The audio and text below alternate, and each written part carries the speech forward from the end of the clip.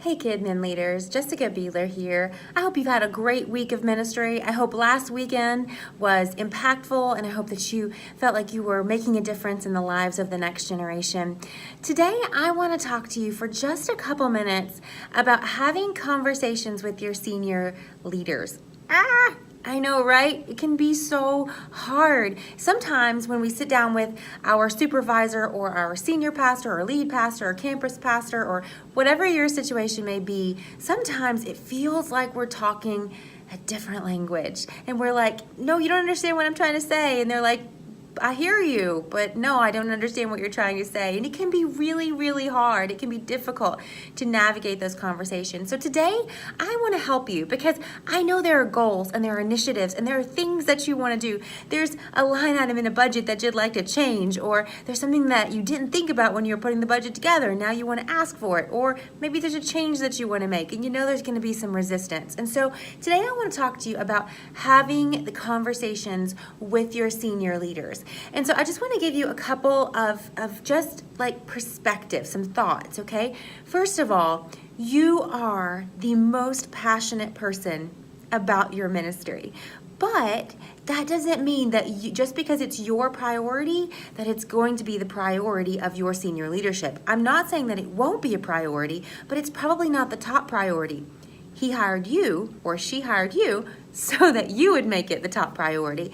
But that does mean that they expect you to advocate for your ministry. They expect you to challenge the status quo. And so I would encourage you when you're having these conversations where you're asking that you always start from a place of humility, but you also start from a place of passion. So you say, thank you so much for the opportunity that you have given me to lead at this level. I am so grateful and appreciative. I really feel God's calling on my life.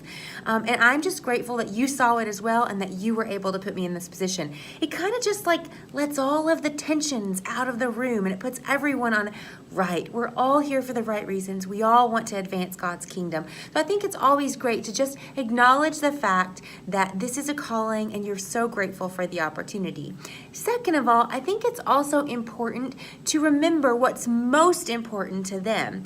Of course, your senior pastor, your campus pastor, your lead pastor, whatever the title may be, of course they are concerned about shepherding the people that are in their congregation. But ultimately, they have to measure that, and so they're looking at numbers and they're looking at tithe dollars. They're looking at all of these things that they can measure, and they're determining whether or not their ministry is successful.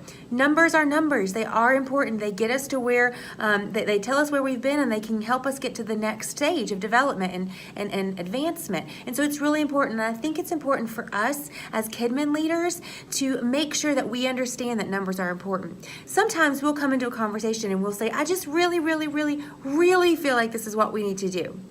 But we don't come in with numbers. So I would encourage you to make sure that whatever you're presenting to them, whatever you're asking for, that you bring data and that you bring numbers into the table.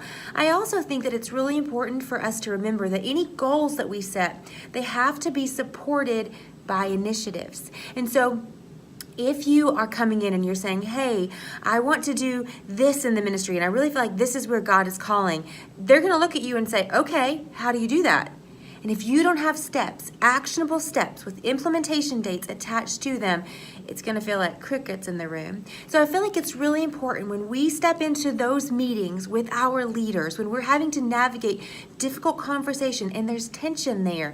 Remember, tension is not a bad thing. Conflict can actually get you to the next level of leadership. And so it's really important not to be scared of it. But I do think that it's important when we step into those conversations that we come in with a humble spirit, that we're grateful for the opportunity that we have, that we acknowledge God's calling, that we acknowledge that we all want to advance God's kingdom, and that we try our best to speak the same language. So come in with data and initiatives and things that back up the resolution that you're trying to put forth. And I hope that these are just a couple of steps. I hope they help you in your next conversation. I hope it's not as awkward, and I hope that you achieve whatever it is that you're wanting to achieve in your ministry. And I am believing that the next conversation that you have with your leader, your senior pastor, your campus pastor, your supervisor, whoever it may be, I am believing that you together are going to accomplish great things in the name of the kingdom of God.